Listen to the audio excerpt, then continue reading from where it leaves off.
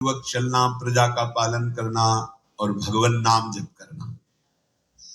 शास्त्र विधि से बिल्कुल कभी प्रतिकूल एक भी आचरण जीवन में नहीं किया। तो उनके यहां महाभागवत चंद्रहास जी का प्रादुर्भाव होता है।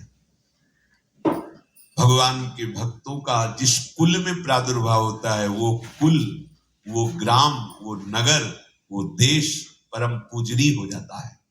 ये महाभाग्यशाली मूल नक्षत्र में प्रकट हुए।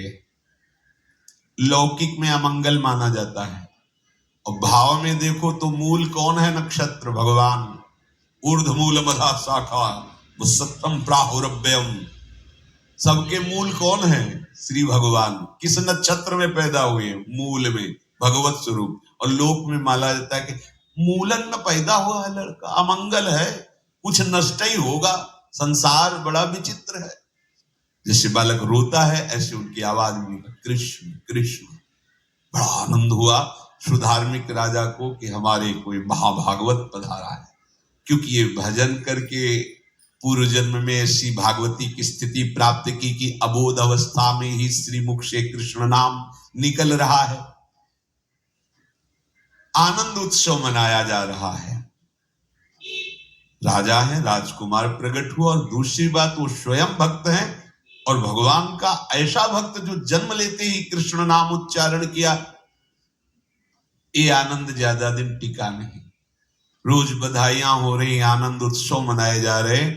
शत्रु पक्ष के राजाओं ने मिलकर कहा यही अवसर है, आक्रमण कर दिया जाए और केरलाधिपति का सब पूरा महल घेर करके कोई एक भी न बचने पावे। शत्रु पक्ष के राजाओं ने घेर लिया। आसपास से राजा और सैनिकों ने घेर लिया। अब वो असावधान थे, आनंद में पुत्र हुआ है, बधाइयां, कोई संभावना ही नहीं थी।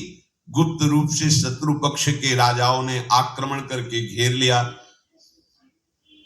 अब राजाओं की कई सेनाएं और इनकी असावधानी पूर्वक आनंदमयी वृत्ति में कोई पहले से पता हो तो तैयारी करते, तत्काल आक्रमण को रोकने का प्रयास किया, पर असफल रहे।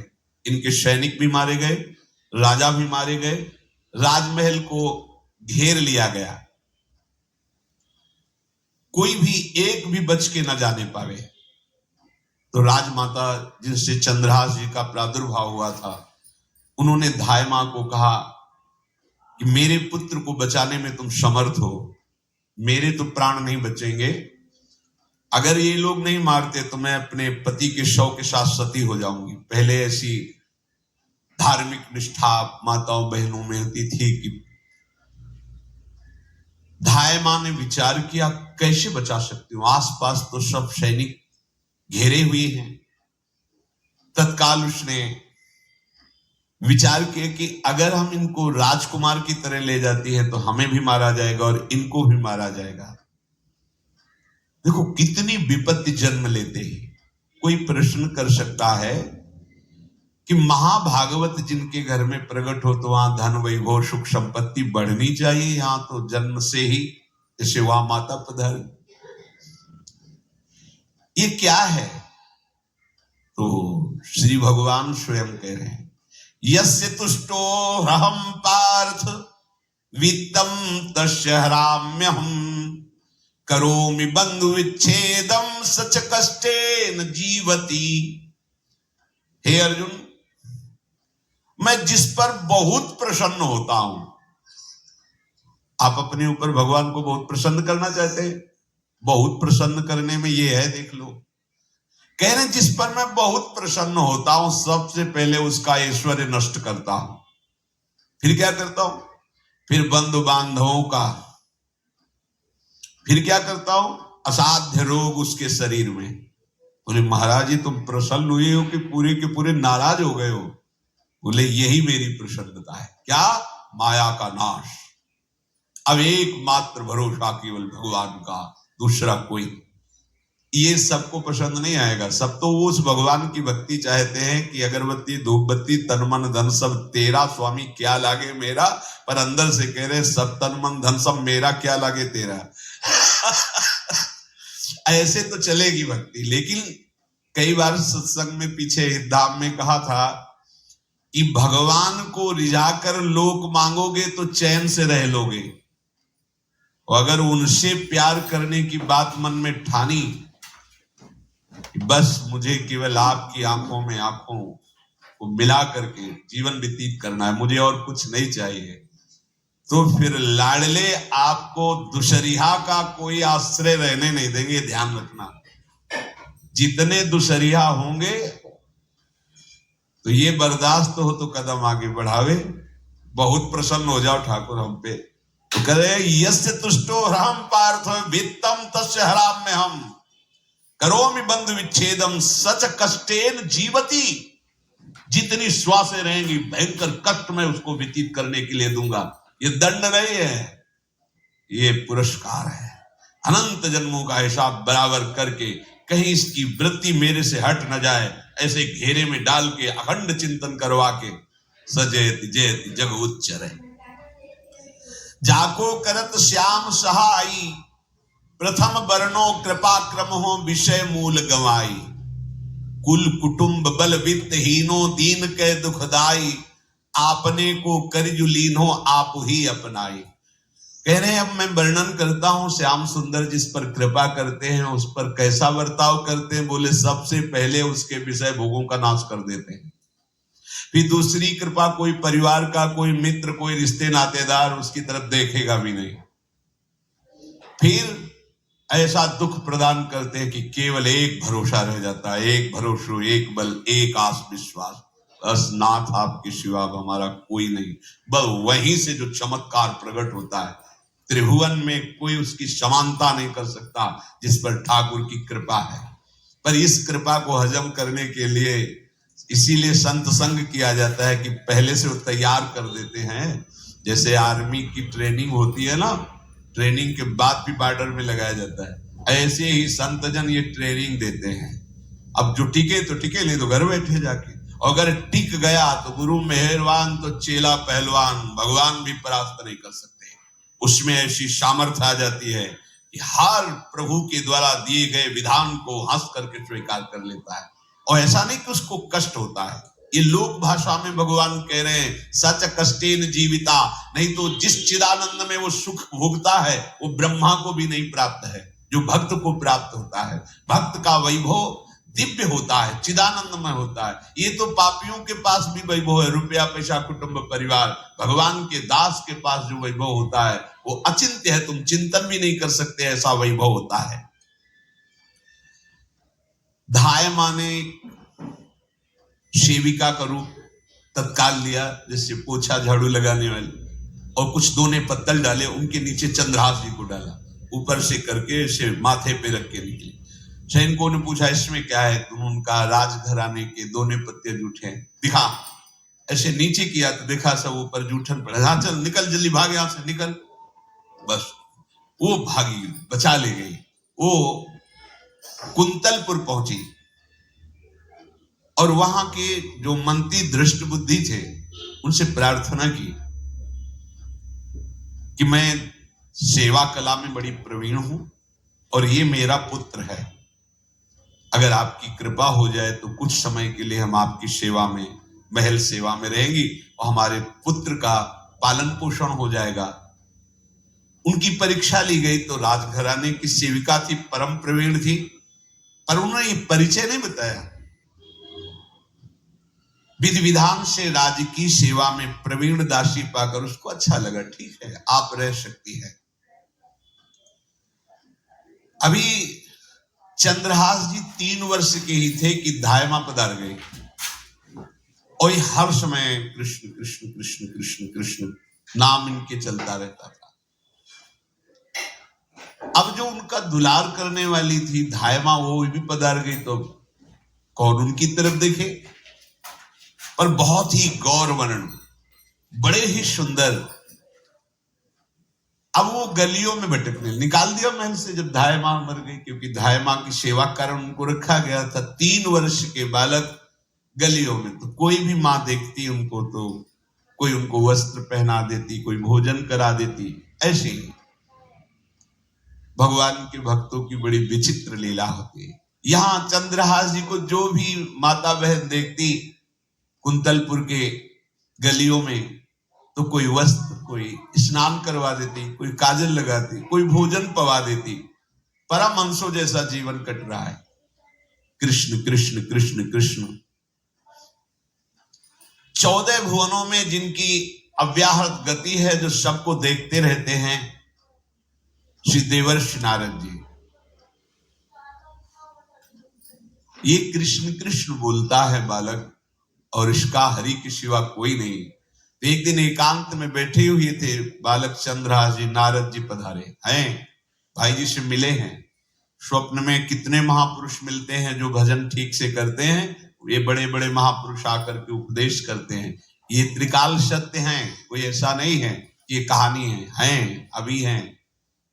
जहां आप भगवत चिंतन करेंगे तो आपको परिचय बड़े बड़े महापुरुषों का मिलने लगेगा। नारद जी आए तो देखा आंख बंद की हुई चंद्रहास जी कृष्ण कृष्ण कृष्ण कृष्ण कृष्ण ऐसा उच्चारण कर रहे। त्रिकालज्ञ सर्वज्ञ नारद जी ने देखा कि ओहो, इतना छोटा बालक और कृष्ण कृष्ण बोल रहा है। नारद जी ने स्पर्श किया दुलार करते हुए, सुनो आंख खोलो। आंख खोल के देखा श्री देवर्षि नारद जी। नारद जी ने कहा, देखो हम तुमको एक अमोघ वस्तु देते हैं, और एक छोटी सी शालिग्राम की इतनी बड़ी शालिग्राम का जो वो दिया। बोले धो के पी लेना और दिखा के पा लेना, यही तुम्हारी सेवा पद्धति है। अर्थात स्नान करा दिया और जो तुम्हें मिले इनको अर्पित। तो उन्होंने विचार किया कि धोने के लिए, स्नान कराने के लिए पात्र चाहिए, भोग लगाने के लिए पात्र चाहिए। तो जैसे कोई पान की बीड़ी नहीं, तो ऐसे कपोल में शालिग्राम को रखे रहते हैं। कोई पात्री नहीं, कोई सिंहासन ही नहीं, यही धुल गए। चरणामृत अंदर जा रहा, जब पाएंगे तो यही पा लेंगे, साइड में ऐसे करके फिर निकाल के तो यहाँ कपोल में रखते हैं छोटे से शालिग्राम। चंद्रहास जी या भगवान के मंत्र का, जब कोई भगवत प्राप्ति के लिए चलता है तो भगवान ही गुरु रूप से प्राप्त होते हैं, वहां तक तुम्हें पहुंचा देते हैं या उन महापुरुष को आपसे मिला देते हैं। जब कोई भगवत प्राप्ति के लिए जहां चलता है तो ये भगवान अपनी तरफ से कृपा करते हैं। ये दृष्ट बुद्धि के जो महल में धायमान ने इनका आश्रय स्वीकार करवाया था, उसके पुत्र थे मदन जी। वो बड़े भागवत थे, और एक पुत्री थी जिसका नाम था विषया। वो बड़ी सुंदर थी, अभी छोटी अवस्था की थी। मदन जी का स्वभाव था भक्तों को भोजन पवाना। जो भगवत भाव के जन होते हैं उनके हृदय में ऐसा उत्साह होता रहता है कि जो वैष्णव हैं, संत जन हैं, इनको भोजन पवाने का मतलब श्री भगवान को भोजन पवाना। भक्तमाल में भी वर्णन है कि जैसे गर्भवती मां को आप कुछ भी पवाओ तो बालक की पुष्टता अपने आप होती है, ऐसे संतों के हृदय में भगवान विराजमान प्रगट रूप से हैं। जब हम संतों को भगवत भाव से भोग पवाते हैं तो साक्षात भगवान ही पाते हैं। और मदन थे भगवत भाव के, तो उन्होंने बुलाया बड़े बड़े भक्तों को और ब्राह्मणों को। जब ब्राह्मण और भक्त पा रहे थे तो खेलते खेलते चंद्रहास जी भी वहीं चले गए और उन्होंने भी वहां प्रसाद पाया। अब बड़े बड़े ब्राह्मणों में एक ज्योतिषाचार्य थे। दृष्ट बुद्धि जी ने हाथ जोड़कर प्रणाम किया और अपने परिवार को प्रणाम करवाया और कहा, यह हमारी पुत्री है। दृष्ट बुद्धि जी ने कहा, आप इसका हाथ देकर बताइए, इसको वर कैसा मिलेगा, कैसा ऐश्वर्य होगा। दृष्ट बुद्धि मतलब दुष्ट बुद्धि, ऐसा ही था वो। पर बड़ा विचित्र खेल है, इसकी बुद्धि एकदम विपरीत और पुत्र महाभागवत। भगवान का खेल है, वो भक्ति विरुद्ध और पुत्र भागवत। उन्होंने कहा वर, ऐसे दृष्टि डाली चंद्रहास जी वही वो है इसका वर। वो धाय का, एक दासी का लड़का हमारी पुत्री का वर बने। बोले शायद आपने ध्यानपूर्वक रेखा नहीं देखी, वो हम देख लिए हैं, यही है तुम्हारी पुत्री का वर। दृष्ट बुद्धि ने विचार किया कि एक भिखमंगा हमारी राजकुमारी पुत्री का दूल्हा बने। पंडित जी को तो दक्षिणा दी, विदा किया, और सैनिकों से कहा घर से निकलने न पावे बालक, क्योंकि ज्योतिष पक्की, ज्योतिष शास्त्र सत्य है, पर उसका सम्यक ज्ञान होना चाहिए।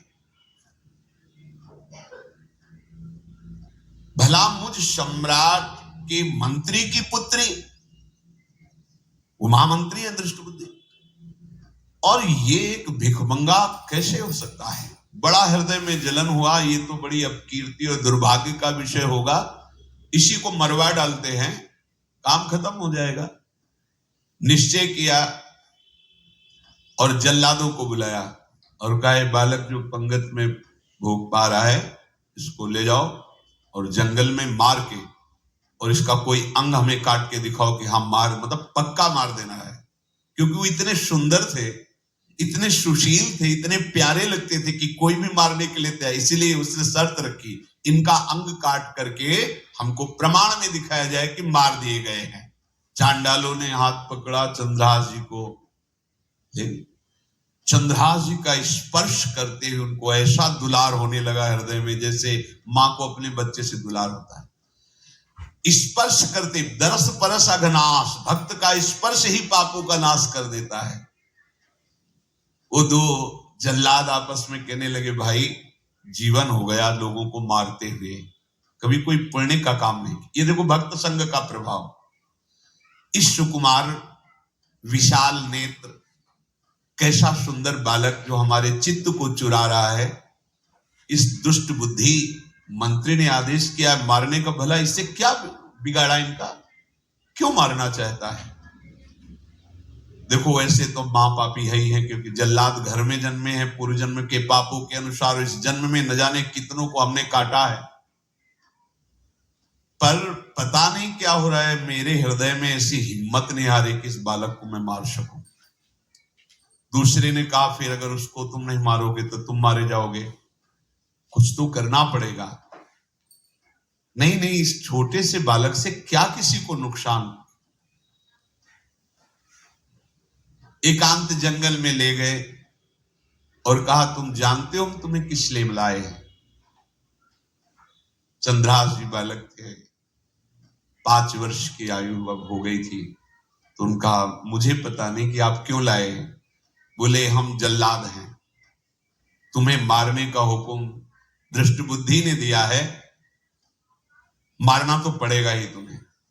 हमारी इच्छा नहीं कि मारें, पर हम तुम्हें अंतिम बात पूछते हैं, तुम्हें कुछ भी पसंद हो, कुछ भी, तो तुम कहो हम तुम्हारे लिए ला के देंगे, जो तुम्हें चाहिए बोलो, पर हमें वध करना पड़ेगा तुम्हारा।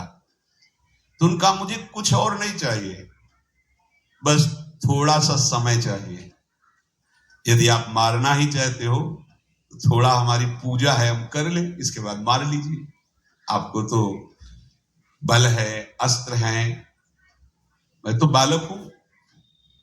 उनका हाँ हम तुम्हें समय देते, तुम किसी को पुकार भी सकते हो, जो तुम करना चाहो कर सकते हो। चंद्रहास जी का मृत्यु का भय नहीं, बस कुछ समय दे दे। पूरा महाभारत हो गया था, टिटिहरी के अंडे नहीं फूटे थे। वही एक टिटिहरी का, तो टिटिहरी एक पक्षी होती है, टे टे करके उड़ती है, तो उसके अंडों के ऊपर एक हाथी का घंटा हो गया, गिर गया। सब पूरा महाभारत में सब नष्ट भ्रष्ट, वो अंडे वैसे सुरक्षित।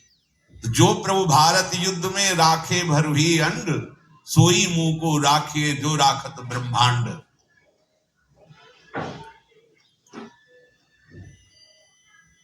मैं तो अनाथ हूं, श्री कृष्ण के सिवा कोई मेरा है नहीं, मैं किसको पुकारूं? मेरा आश्रय तो एकमात्र वही प्रभु हैं, और निकाला शालिग्राम, यही सिंहासन है शालिग्राम का। भगवान के भक्तों की अपार महिमा है, क्या सेवा। वहां कोई पंचपात्र गंगा जल सब थोड़ी है, लेकर बस आंसुओं से अभिषिक्त कर रहे हैं। प्रभु, मुझे तो कोई ज्ञान नहीं कि आपकी सेवा कैसे की जाती, मैं तो अपने मुख में ही आपको रखता हूं। अब मेरे जीवन का अंत होने जा रहा है, बस मैं यही प्रार्थना करता हूं कि मैं आपकी ही समीप पहुंचूं, आपका ही स्मरण करूं, आपसे कभी विलग न हो, एक भी वृत्ति आपसे कभी विलग न जाए। श्याम सुंदर मुरली मनोहर ललित त्रिभंगी ध्यान करते हुए आंख खोली और इशारा किया, काट दो मुझे।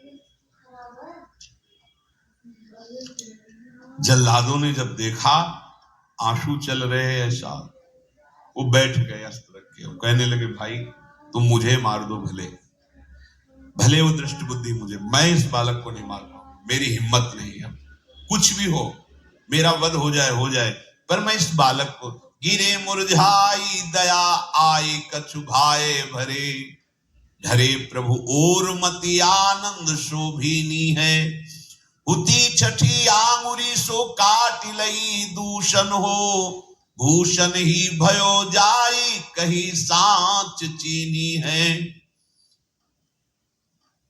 जब नेत्र का इशारा हुआ कि वध कर दो, तो जो बधिक मारने के लिए आए हत्यारे थे वो आनंद से एकदम प्रफुल्लित हुए और कहा, मैं नहीं मार पाऊंगा तुम्हें। तो एक ने कहा, देखो एक उपाय मुझे दिखाई दे रहा है, इस बालक में विशेषता तो है ही, पर इसके पैरों में देखो, बाएं पैर में एक छठी अंगुली भी है, किसी किसी को होती है, गांव में तो कहते हैं छंगू या छंगा, जिससे होता है ना गांव में, और छंगा मतलब 6 अंगुली की। बोले इसको अगर काट लेते हैं तो प्रमाण भी सत्य, जिसकी कसम खवाएगा मैं खा लूंगा कि ये चंद्रहास जी के, और मैं मार दिया। और कौन इस बालक को ढूंढेगा, जंगल में छोड़ देते, अपनी तो सामर्थ्य नहीं। बधिकों ने, जल्लादों ने ऐसा ही किया और जाकर अंगुली दिखा दी, मैं बालक का वध करके आ गया हूं। उनको यह कि लाखों बार इन्होंने वध किया, तो संशय का कोई रिश्तेदार थोड़ी है, वो तो बालक है, उसको मार। कृष्ण कृष्ण जगन्नाथ वासुदेव जनार्दन, हे कृष्ण हे जगन्नाथ हे वासुदेव हे जनार्दन, ऐसे नाम उच्चारण करते हुए मूर्छित हो रहे हैं चंद्रहास जी। वो छोड़ करके जल्लाद चले गए। चंद्रहास जी भगवान का स्मरण कर रहे हैं, तो जितने जंगल के मृग हैं वो सब मंडलाकार घेर के ऐसे,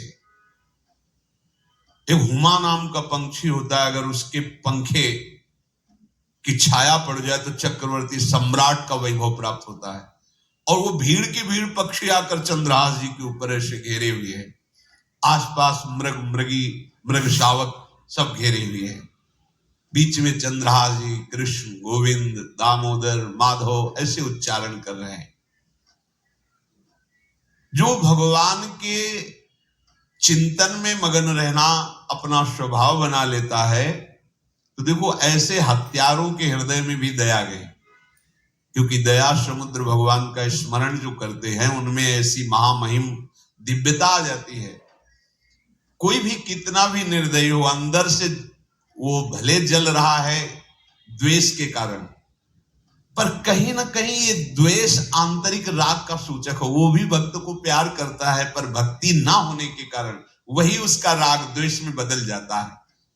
कोई भी हो, अंदर से जब भक्त के प्रति जलन पैदा करता है तो उसमें मूल होता है भक्त की महिमा, भक्त का महत्व, पर उसे ना प्राप्त, जैसे कहते हैं कि वो अंगूर खट्टे हैं और हट नहीं प्राप्त कर पाए तो अंगूर खट्टे हैं, बकाया महत्व सब के अंदर होता है। दुष्ट से भी दुष्ट के अंदर भगवान के भक्तों का महत्व होता है, क्योंकि सबके हृदय में भगवान विराजमान है। अब चंद्रहास जी भगवत स्मरण करते हुए पक्षियों के और मृग आदि के बीच में है। उधर भगवान का एक विधान तैयार होता है, वह देश भूमि में रहत लघु भूप और सुख सब एक सुत चाह भारी है। कुंतलपुर के ही अधीन एक चंदनवती नाम की राज्य नगरी थी, वहां के राजा थे, उनके पुत्र नहीं हो रहा था, तो कुंतलपुर सम्राट पद, चंदनवती राज्य राजा, जैसे प्रदेश और दिल्ली में बैठे हुए जो प्रधानमंत्री राष्ट्रपति वो बादशाह, जो दिल्ली का अधिकार वो बादशाह, और ऐसे छोटे छोटे जो राज्य हैं उनको राजा। तो ये चंदनवती के राजा कर दिया करते थे, प्रत्येक राजा को कर देना होता था बादशाह को। इनके पुत्र था नहीं और कर देने के लिए कुंतलपुर ही जा रहे थे, तो रास्ते में देखा कि बहुत से मृग और पंछी एक घेरे हुए क्या है, तो एक कौतूहल सा कि क्या है बीच में, आसपास मंडलाकार मृग, फिर वो विहंग पक्षी जो भगवान के आश्रित है, भगवान कैसी व्यवस्था करते हैं। वो चंदनावती के राजा दौड़ करके कौतूहलवश क्या है यहाँ, मृगी पंक्तियों के बीच में पक्षी, हुमा नाम का बड़ा पवित्र पक्षी हिमालय आदि में पाया जाता है, जिसके ऊपर इसकी छाया पड़ जाए वो ऐश्वर्यवान हो जाए। देखा बालक दिव्य तेजों में, और मूर्छावस्था में नजदीक गए तो अंगुली पूरी कटी हुई थी, तो रक्त प्रवाह, गोद में उठाया और आनंदित हो गए, हमारी पुत्रेष्टि यज्ञ सफल हुई, हमारा दान पुण्य सफल हुआ, ऐसा हमें सुंदर बालक मिला। चंद्रहास जी को लेकर के घर आए और हृदय में भगवान का बार बार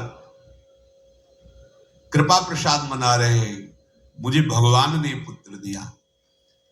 चंद्रहास जी को लेकर आए, आनंद मंगल बधाइयां बजने लगी, बहुत सी संपत्ति न्यौछावर कर दी। 5 वर्ष के चंद्रहास जी हैं। पूछा बेटा तुम्हारे माता पिता कौन है? कहा श्री कृष्ण। परिवार में कौन है? श्री कृष्ण। मतलब तुम्हारा कोई नहीं है? नहीं है श्री कृष्ण। समझ गए कि भगवान ही हमें कृपा करके ऐसे महाभागवत पुत्र को दिया। और है कौन? वास्तविक कोई नहीं श्री कृष्ण के सिवा। बड़ा उत्सव मनाया और अपने राज सिंहासन का अग्रिम अधिकारी युवराज पद चंद्रहास जी को। अब तो पूरे राज्य में आनंद की वर्षा हो रही। राजा मन में विचार कर रहे हैं कि ऐसा प्रतापी भक्त हमारे यहाँ आया है, अब हमको किसी को कर देने की जरूरत नहीं। तो जो हर महीने वर्ष में जो बंधा हुआ कर था उन्होंने नहीं दिया।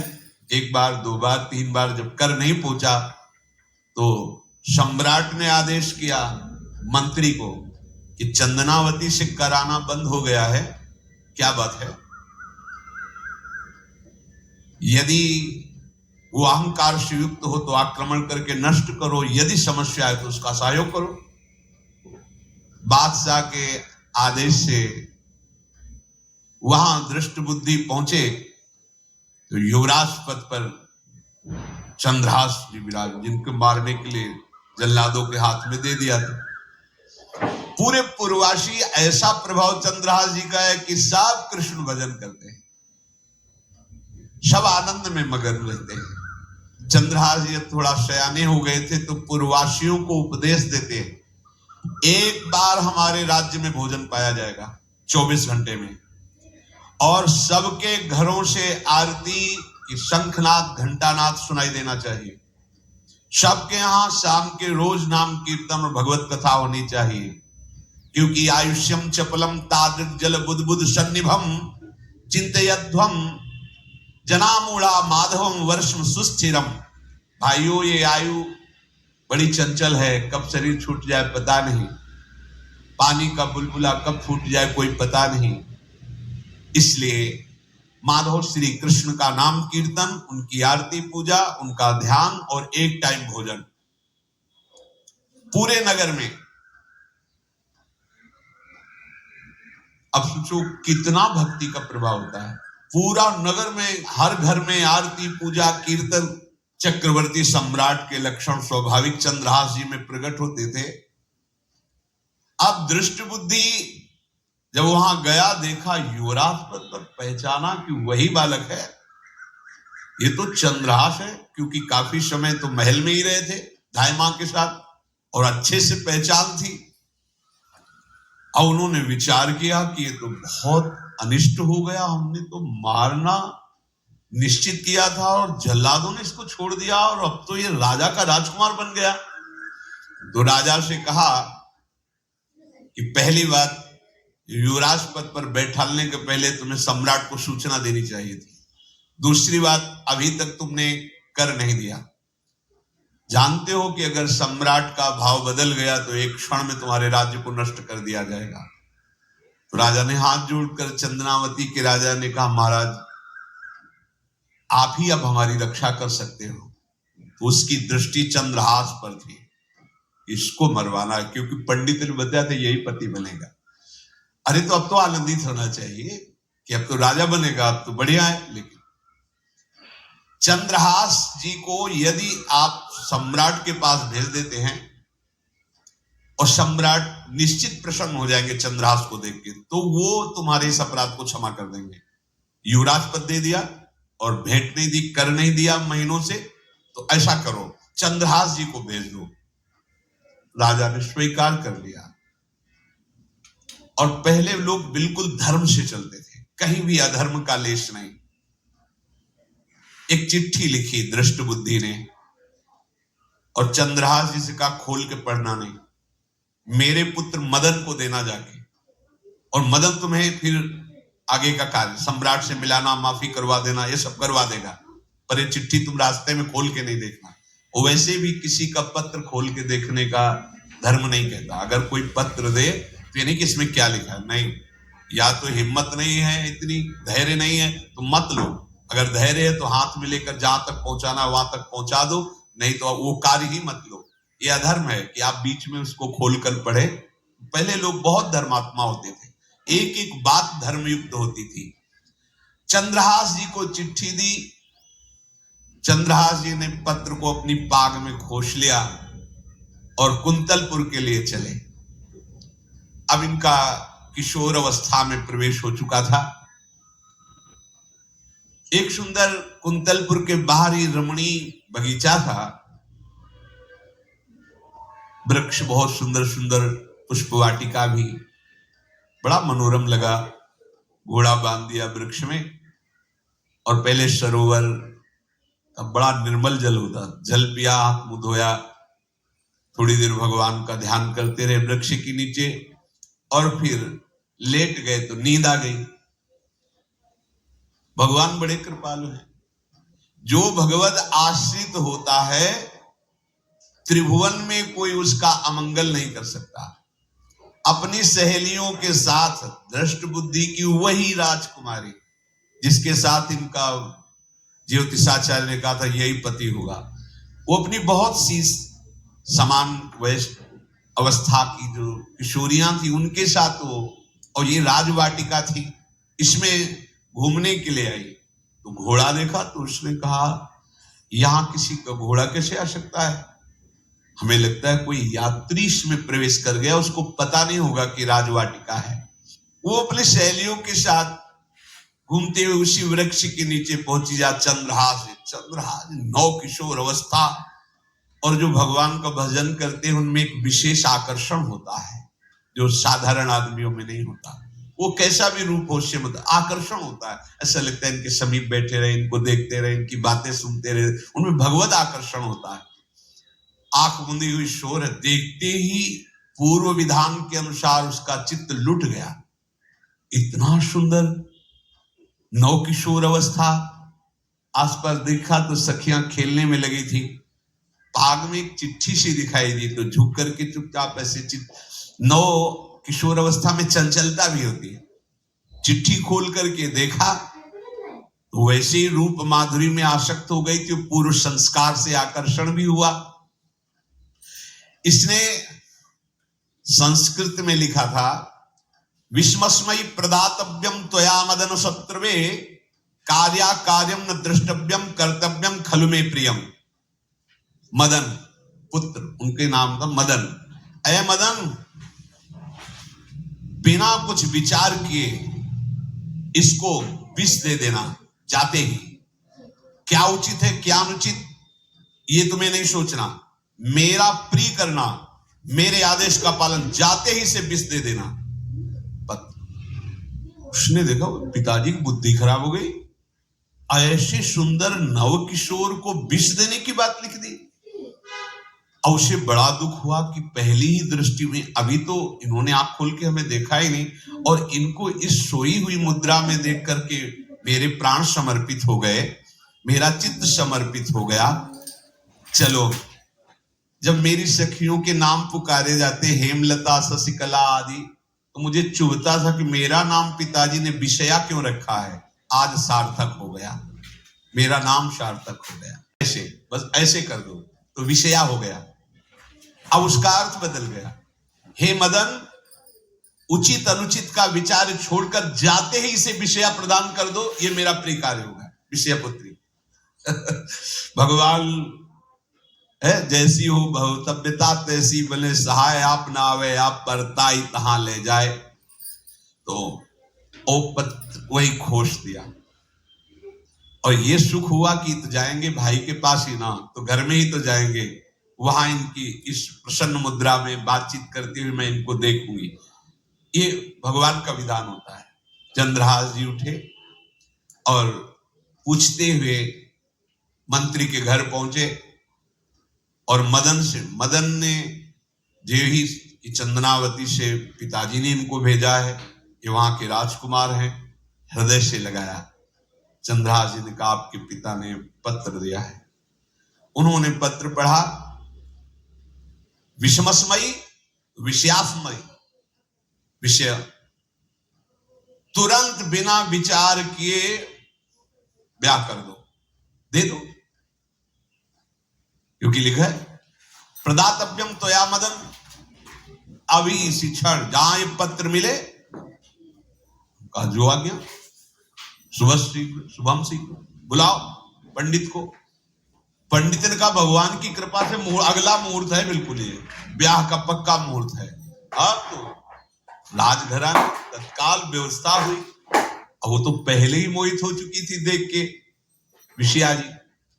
तत्काल दुल्हन रूप उनको सजाया गया, इनको दूल्हा रूप सजाया गया, पंडित शुरू कर दिए, गणानंद तो गणपति को ब्याह हो गया। अब जब ब्याह यहाँ खूब धूमधाम से हो गया, तो दृष्ट बुद्धि ने सोचा कि काम हो गया होगा, विष दे दिया होगा, मर अब हम जाके संभाल लेंगे, क्योंकि राजकुमार है, कैसे विष दिया, कौन दिया, तो इस बात को हम संभाल लेंगे। जब वहां घर है तो पूरे नगर में सजावट हुई थी। बोले भैया सजावट का है की? बोले महाराज आपके ही आदेश से तो है, आपने दूल्हा भेजा था। और ब्याह किसने कब कहा ऐसा? बोले तो मदन के पास चिट्ठी रखी है। अब वो घर गए, मदन को बोला, बोले तुम्हारी बुद्धि मारी गई क्या? हमने पत्र में लिखा था। दिखा दिया, लिखा था हमने विष, इसमें विषया कैसे लिख गया? काजल से और पहले स्याही काजल की ही होती थी, तो ऐसे भगवान सब कुछ बना देते हैं। उनका पिताश्री एक भी अक्षर आपकी आज्ञा का उल्लंघन, आपने लिखा था बिना विचार किए उचित अनुचित का हमारी आज्ञा का पालन किया जाए। विषया प्रदातव्यम मदन, मेरा नाम लेके आपने संबोधन करके ये देखो ये लिखा हुआ है, इसमें हमारी त्रुटि क्या है? देखा तो चंद्रहास जी दूल्हा और सुंदर, अब उसका हृदय आ गया। अब तो मान जाना चाहिए, बिटिया का वरण हो गया भाई, ब्याह हो गया, अब तो गुस्सा छोड़ देनी चाहिए। पर दुष्ट बुद्धि, नाम ही रखा था दृष्ट बुद्धि, उसने कहा चाहे बिटिया विधवा रहे पर तुम्हें जिंदा नहीं रहने देना।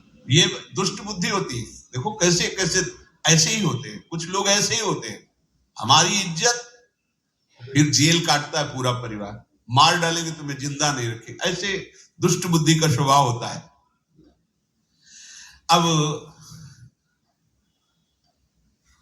भाव जब बिगड़ जाता है तो फिर पकड़ में नहीं आती बात, यही समझ जाना चाहिए था। चरणों में प्रणाम करके कि तो तुम हमारे बेटे के समान हो, ये भी राज्य वो भी आनंद लो, अब बड़ा सुख का कार्य। लेकिन जब नकारात्मक सोच आ जाती है तो बुद्धि कंट्रोल में नहीं रहती, वो फिर उद्दंडता कर दे, उसका निश्चय गलत होता है। नजदीक गया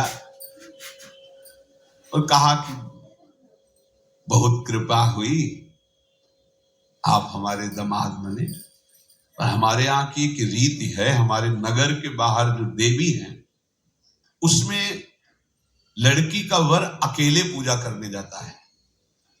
आपको हमारी कुल की रीति का निर्वाह करना होगा, आपको जाना ही होगा, कोई समस्या नहीं। हमारे लिए तो हर देवी देवता भगवत स्वरूप है, आपके लिए हम पूजने चले जाएंगे, पूजन की थाल तैयार करो। और उधर कई बलवान सैनिकों को भेजा, देवी पूजने जो आ रहा है तत्काल उसे काट देना, किसी भी तरह बचना नहीं चाहिए, नहीं तुम सब मारे जाओगे। जो आदेश देवी मंदिर में सैनिकों को लगा दिया, जो आवे तत्काल मार देना, क्योंकि अब भेज ही रहे ना, तो नाम नहीं लिया, कहा जो आवे तत्काल मार देना, मेरा आदेश अगर बचा तो मैं तुम्हें मार दूंगा। उन राज सैनिकों ने जो बधिक स्वभाव के थे पहले से वहां लग गए। बड़ा विचित्र भगवान का खेल है।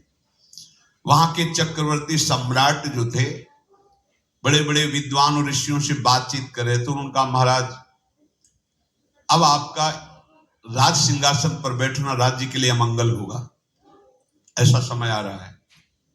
इस समय यदि चंद्रहास जी को सम्राट पद पर बैठा दिया जाएगा तो आगे अकाल नहीं पड़ेगा और बड़ा मंगल होता चला जाएगा। ये मुहूर्त आपका राज सिंहासन पर से हटने का है, तो उनका प्रजा का मंगल हो और देश का मंगल हो, इसलिए हम बिल्कुल। मदन वहीं बैठे हुए थे। सचिव ने कहा तुरंत जाओ और जो तुम्हारे बहनोई बने हुए हैं चंद्रहास जी को लाओ। तो भागे। तो जो और सैनिक राज सैनिक थे पूछा किधर जा रहे हो? बोले वो अपने बहनोई चंद्रहास। बोले वो तो देवी पूजा के लिए गए। तो घर जाके वो सीधे आगे बढ़े, तो जा ही रहे थे थाल सजाकर देवी। बोले सुनो, इसी समय मुहूर्त है, आपको देवी पूजा हम कर लेंगे जाके, या हम थाल लेके वहां बैठे रहेंगे, पहले सम्राट पद का वो अभिषेक करो फिर देवी पूजा हो जाएगी। ये तो घर की बात है, और देवी पूजा मैं करके आ रहा हूं, वो देवी पूजा के लिए और वो सम्राट पद के लिए बीच से। दौरे सुख पाई जाई मगही में लियो जाए, दियो सो पठाई नृप रंग माही भीजिए। अब जब जो सम्राट थे तो बहुत आनंदित हो गए, क्योंकि भगवान का भक्त तेजस्वी और बलवान शूरवीर योद्धा जो सम्राट पद पर बैठेगा तो अकाल नहीं पड़ेगा, सुख की सब प्रजा को वृत्ति प्राप्त होगी। बड़े आनंदित होकर इनका सम्राट पद पर अभिषेक हो रहा है।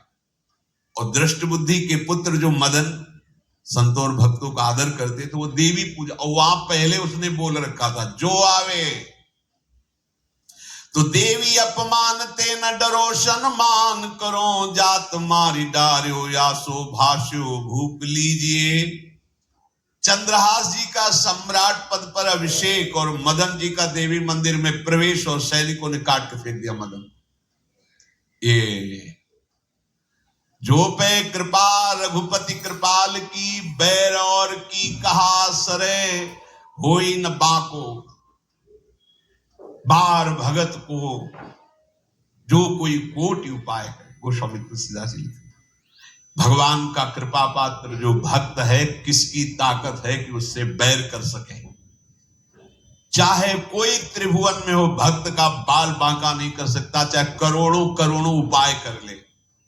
और तके नीच जो मीच साधु की, सो पामर ते मीच मरे। वेद विदित प्रहलाद कथा सुन को न भगति पथ पाम धरे।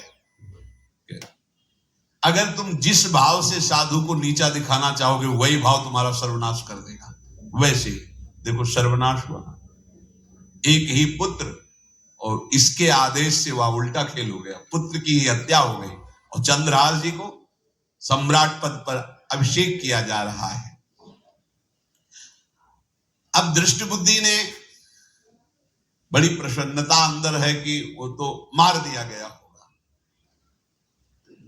सैनिक आए और बोले महाराज आपके पुत्र का वध हो गया है।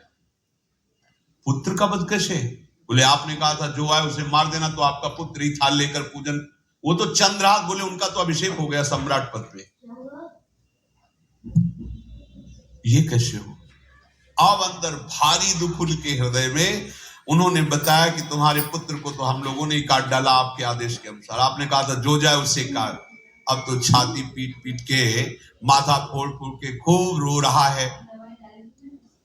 किसी का कोई भी बस नहीं चल सकता भगवान के भक्त के ऊपर। तंत्र मंत्र दुनिया का जितना भी सामर्थ्य है, ये भक्ति को ऐसे खिलवाड़ नहीं है। अब वो बार बार मैं कितना भागी, हाय मैं कितना भागी, अपने पुत्र को ही मरवा दिया, ये हाहाकार करके रो रहा है। चंद्रहास जी ने जब सुना, उन्होंने कहा मृत्यु तो मेरी निश्चित थी, फिर मदन भैया को वो मेरी मृत्यु प्राप्त हुई।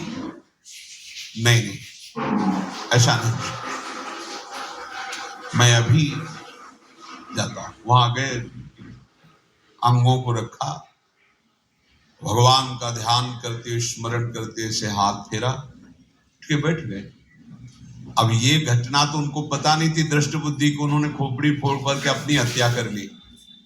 उनको जिला के आए तो फिर उनको जिलाया और कहा पिताजी अब कृष्ण कृष्ण जपो। अब उनकी बुद्धि शुद्ध हुई और भगवान का आश्रय लेकर के वो अपने जीवन को भगवत भक्ति में बनाए। तो जो भगवान का भक्त है, उससे द्रोह करने वाले को भी परम मंगल ही देते हैं भक्त। पर भक्ति में अनन्यता की आवश्यकता है। प्रारंभ इहलोक परलोक के सारे सुखों को भगवान के चरणों में समर्पित करके किसी व्यक्ति वस्तु